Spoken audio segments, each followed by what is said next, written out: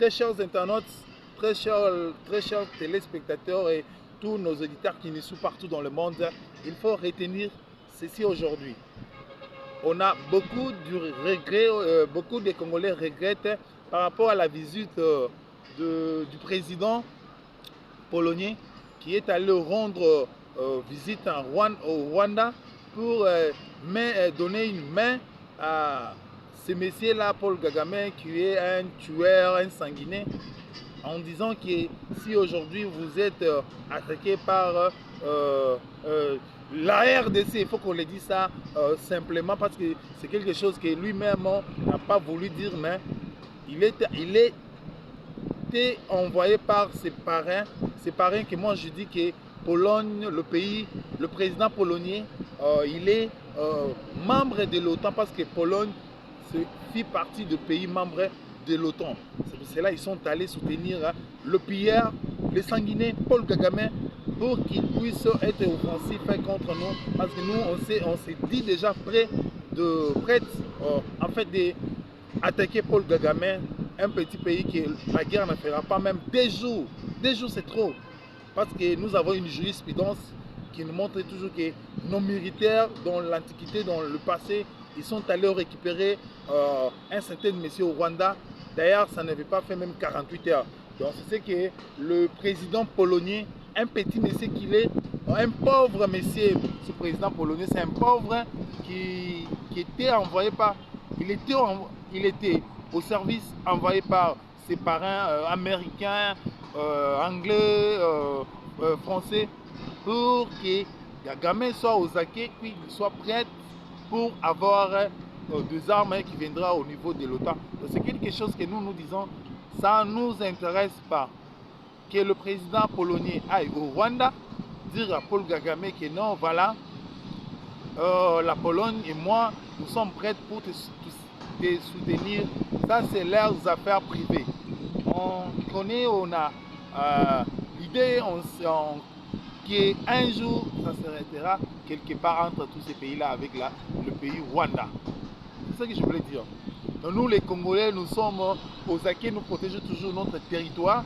On n'a pas besoin d'aller contacter n'importe quel parce que nous, les Congolais, nous sommes un pays souverain.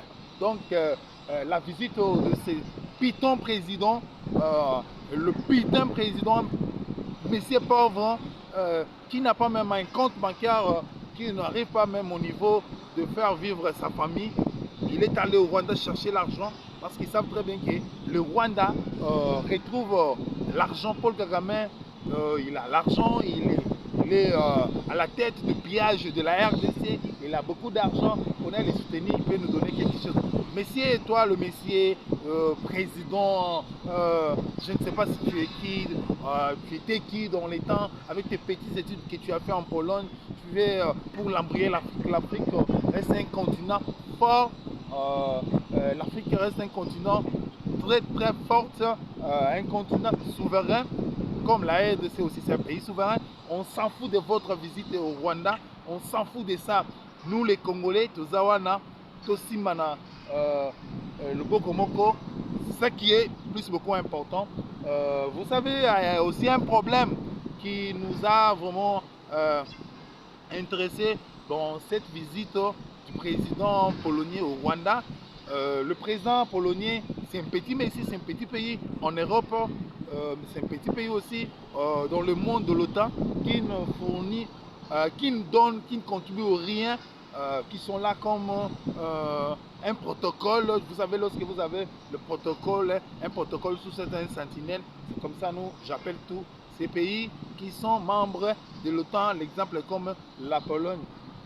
Vous savez, lorsque ces messieurs-là seront là-bas, ce n'est pas lui qui est allé là-bas dans sa volonté. Il a été envoyé par ses parrains. Ses parrains sont des Américains, des Français, les Anglais, les Australiens qui l'ont envoyé au Rwanda pour aller dire que toi tu es notre envoyé, aller dire à Paul Kagame, nous les promettons. Parce que Paul Kagame, déjà, il a déjà promis ce qu'il est en train de promettre dans ce monde-là que nous, moi de l'autre côté, il y a des coltons. Ce sont les coltons maintenant qui font le monde. Le monde, on sait très bien que ces dernières décennies, ces derniers temps, au XXIe siècle ici, c'est les coltons maintenant qui fait que le monde, le business existe partout. Mais sans les coltons, les business que nous disons, parce que nous disons toujours que le monde est devenu numérique. La source de cette numérisation, de cette digitalisation, c'est notre colton, nous, notre colton de la RDC qui vient dans cette partie attaquée par les M23 sous bénédiction de M. Kagame. On sait très bien que maintenant nous nous sommes plongés dans cette guerre-là de numérisation, de digitalisation. C'est là vous voyez, le pays wana, bazomona lokola ke ce qui RDC a télémé là, Rwanda, biso numérique et Koufi, parce que numérique pour le moment, il y a des chapeauté monde. Il y a des chapeauté monde, mais mes chers amis, mes chers compatriotes, si j'ai fait cette communication, ezali parce que tu as une ambition à kolobater, tu as un amour, une envie à kolobater, mais tu commis na temps ya mawa. Tu as attaqué. La stratégie pour ça, il faut que la cache-cache. Parce que tu sali plus de 25 ans, tu as infiltré dans l'armée Nabiso. Batu bayaka, oh, tout le monde qui est bayaki kolongola biso, na boumbu ya mwana mboka Mobutu. On peut déjà kamaka biso mais na ndenge dictature. To kanisa ki batu wana baye ko kamba biso po babongisa biso. Bayaki ndeko tikela biso ba problème. Yango zomona est qui m'a ezali sous-souté. Na complicité na ba Congolais au Bakinda kuna.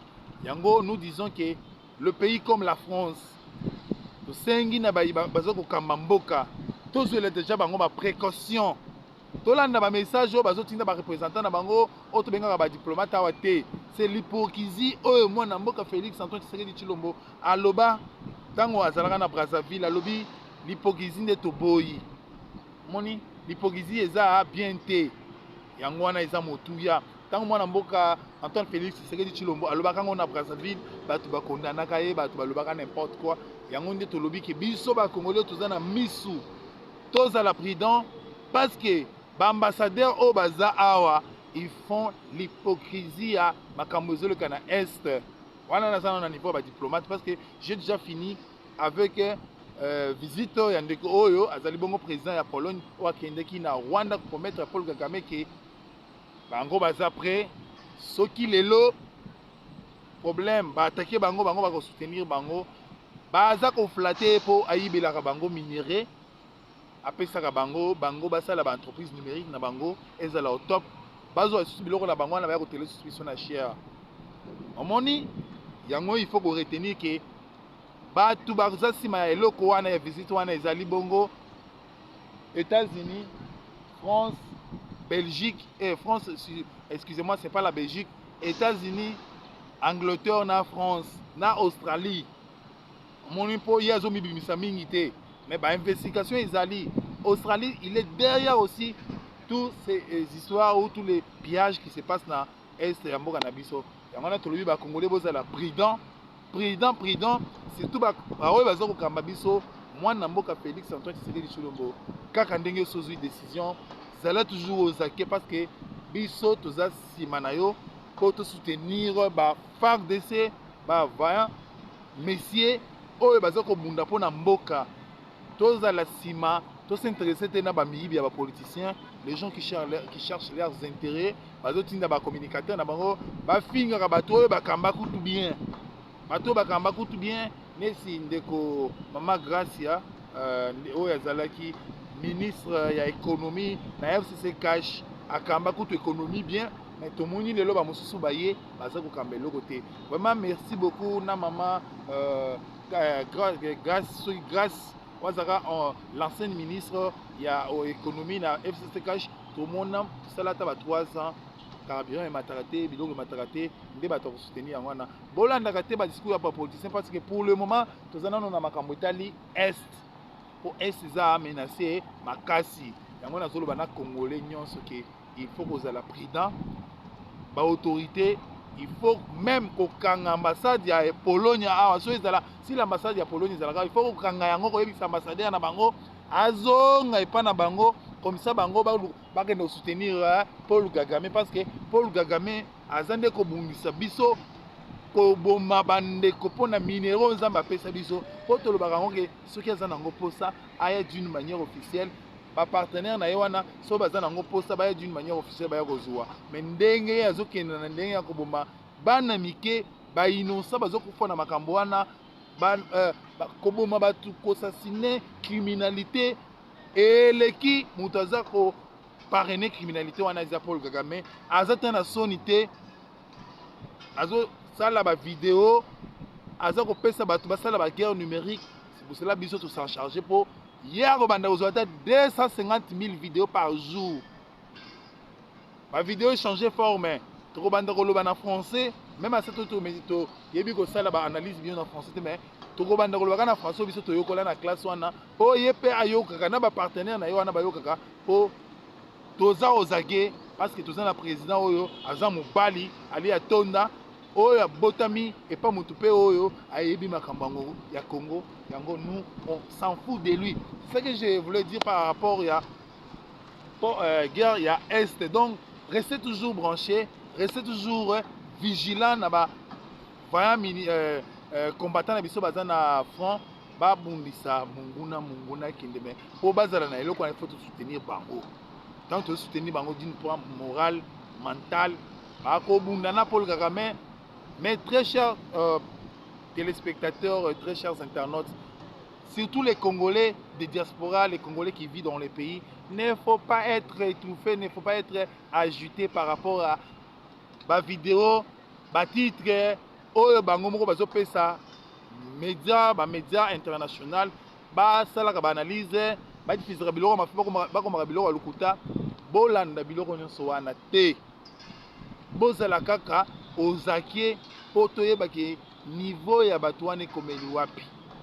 C'est ce qui est plus beaucoup, c'est important, mais tout soutenir ba frère DC o bazali bongo na front o ba robundisa Paul Kagame po akende tina suka yango tosengi na gouvernement ya RDC soki relation na biso na Pologne ezala il faut kokata relation wana moni parce que na mokili Bible ndenge toza na nature boyelobi soki mutu anyati soki tala soki mutu abeti likofi koto yo zongisi koto biso toza RDC eza Jésus te RDC eza Jésus te soki babeti likofi koto biso faut tozongisa koto mibale yango ndenge Pologne elakisi biso ke bango baza prêt ya kokende soutenir Rwanda yango biso tolobi pe boye biso pe toza prêt ya ko attaquer Rwanda. Le Rwanda, bientôt là, nous serons à la porte. Nous serons à la porte. Tant que nous avons dit que nous allons soutenir, et nous allons tina mokote, agokima yemoko rotika, agokima pe na pouvoir. C'est ce qui doit se passer dans le niveau ya Mbokawana. Très chers internautes, yango tosengi, bay oyo bazali bongo kokamba mboka, bayebila. Ambassadeur wana il faut kolungola ye ambassadeur wana oyo azo représenter pays na bango to bengi bongo bien na munoko na biso ke Pologne bakanga ambassadeur wana zonge pa na bango to kata ba relation diplomatique et bilatérale na Pologne pe akopesa biso nini moni ndenga kendaki lobi wana ndenga kendaki avancer wana ezaye mutu akendaki te ezali bongo pays membre autant de etindie pour na kobangisa biso tu vois de eloko le place wana yango nous disons à tous les Congolais d'être vigilants surtout nos frères et sœurs qui sont à l'est du pays d'être vigilants pour combattre l'ennemi. Pour combattre l'ennemi, c'est quelque chose qui est très très capital et très important dans tout ce que nous disons, dans tout ce que nous faisons en tant que Congolais. Donc, il y a un dossier où on a tout ça liboso na bino ya lelo, boye ba été que ba tout le rôle là français. Je m'adresse maintenant aux Français. De dire aux Français que le Congo, l'Afrique, ce n'est pas votre chambre. L'Afrique, ce n'est pas votre lit. Hein? Laissez-nous les Africains dans nos affaires. Vous les Américains, restez chez vous. Vous avez tout là-bas. Vous l'Amérique, les gens qui habitent aux États-Unis, ils ont toujours tendance de nous dire que L'Amérique, c'est le ciel. Restez chez vous là-bas, vous êtes au ciel. Qu'est-ce que vous venez faire en Afrique, précisément au Congo et à l'est de la RDC? Yango na sengi na ba Congolais nyoso ba koma ba Américains o baza na droit ya voter na États-Unis.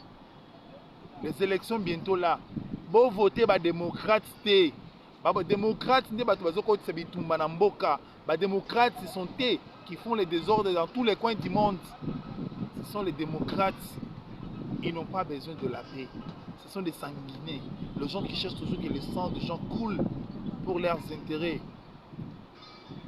Bill Nani, Larry, comment je vais dire, Clinton. Ah, ça c'est déjà bon belé. Mais c'est Clinton. Qu'est-ce que vous cherchez en Afrique? Tu veux quoi ici au Congo? Vous êtes en train de soutenir le Rwanda, surtout les Tutsis, parce que vous dites que ce sont des Juifs. Les Juifs, on s'en fout des Juifs. Les Juifs, si ils se disent sont des Juifs, les Juifs, baza batumoko balingi pe. Hein? Ba Juifs baza batumoko béni. Ba Juifs baza batumoko bazo salisa batu. Les Juifs ne sont pas comme vous, les Tutsis. Donc vous avez des Juifs moko ya balabala. Vous les Tutsis, vous êtes des Juifs de la rue. Bat oyo bakozwa kofanda na batu te parce que boza motema mabe.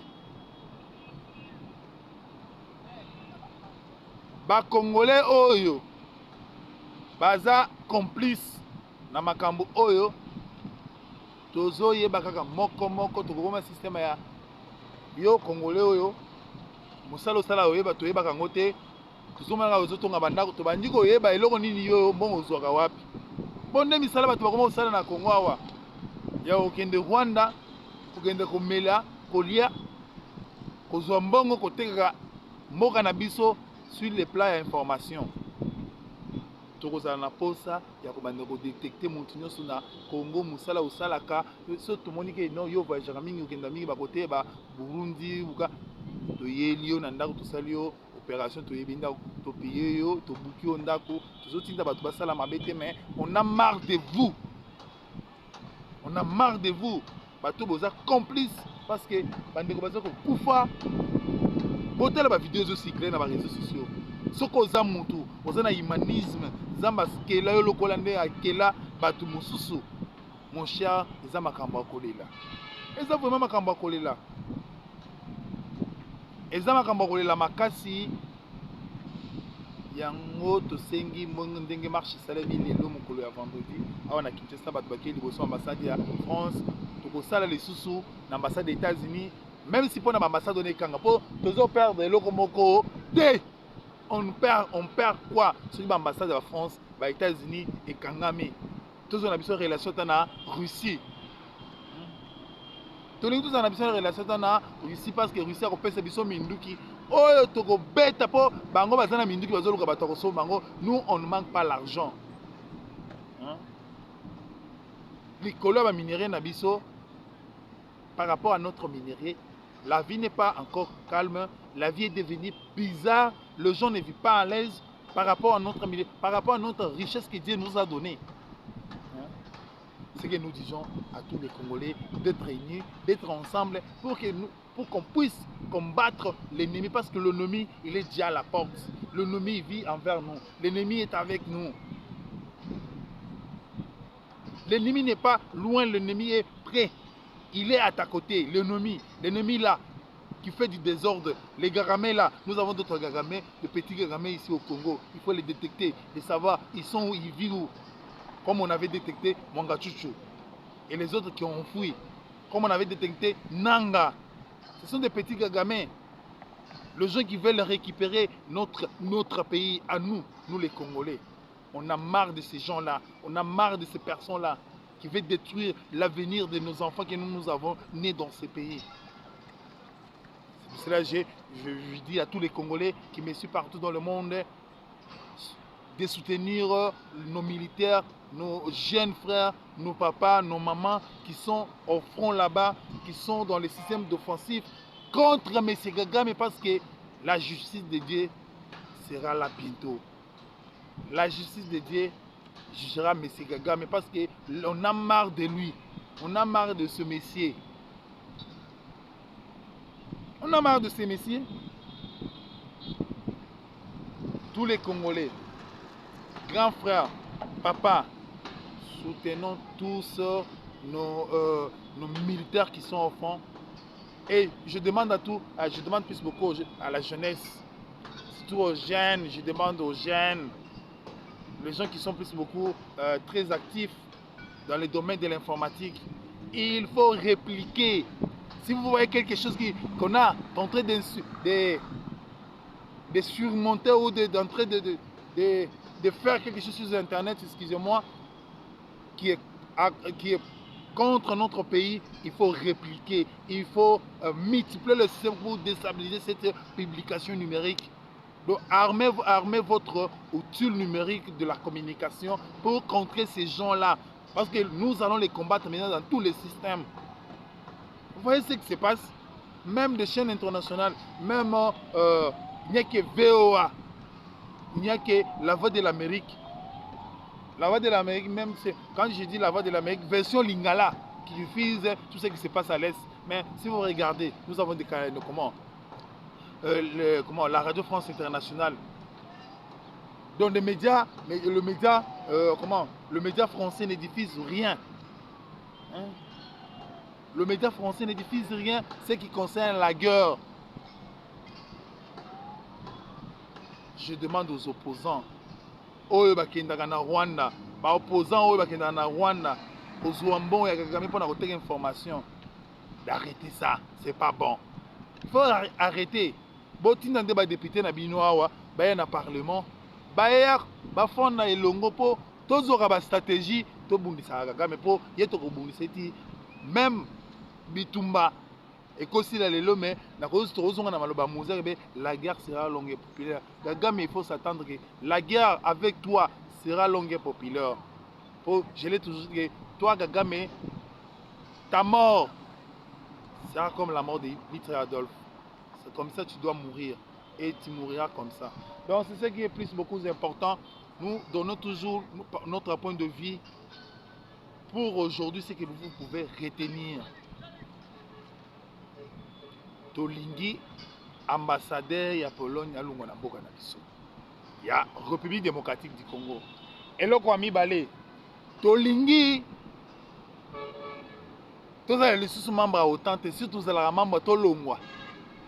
To collaborer na bangote parce que la Russie n'est pas membre de l'OTAN. On est pour guerre et salemi na Ukraine, tous on est bazo cotiser mbongo mais guerre et ça ko sala bazo ko bomba batu na Afrique, na ba Congo, na ba Burkina Faso kuna ba sangisa le côté mes chers africains quittons dans leurs histoires. Dans leurs associations là où il y a du manger à boire, il faut quitter là-bas. Maintenant nous sommes un continent jeune, on a tout. Bango bakoya, comme comme le monde est devenu digitalisé, numérique, nous avons cette outil-là, nous avons cette minerai qui fabrique les appareils numériques et viendront chez nous. Nous, on n'a pas besoin d'aller chez eux. Faire quoi? C'est que vous pouvez retenir pour notre premier point. Deuxième point, Zali. Congolais n'ont pas ébaqué, tu commis une guerre contre la France, tu as une guerre contre les États-Unis, tu as une guerre contre l'Angleterre. Même si on vivra en Angleterre, même si on vivra en France, il faut que déjà nos ennemis à bateau, bon, tokobanda ko bundisa bango. Je demande à tous les Congolais qui vivent dans l'international de venir, de rentrer, investir au Congo parce que il y aura un temps, même si on change de nationalité, surtout aux Congolais, ce qui est plus beaucoup important pour ce qui se passe au minerai, richesse, et le problème dans le monde, d'être vigilant. Même si la marche, parce que Batouana va infiltrer, même ce qui me fait regretter moi, les jeunes du Bukavu, quelle jeunesse on a. ba jeune ya Bukavu ebele o bandako mona o ba lucha o ba société biso boye ba kendaka na Rwanda kozwa mbongo sous la belle ya ba ambassade o tozaka nango na Congo awa.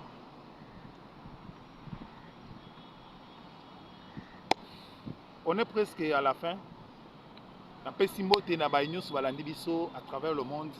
Na pesi mbote na famille nanga na bana nanga principal, les bons garçons, héritier de papa, na Eden Mousseka Kasonga, na pesi gros bisous, na pesi gros bisous encore les cadets, lui il s'appelle bien Darius l'homme fort et leur maman Emeras Bombo.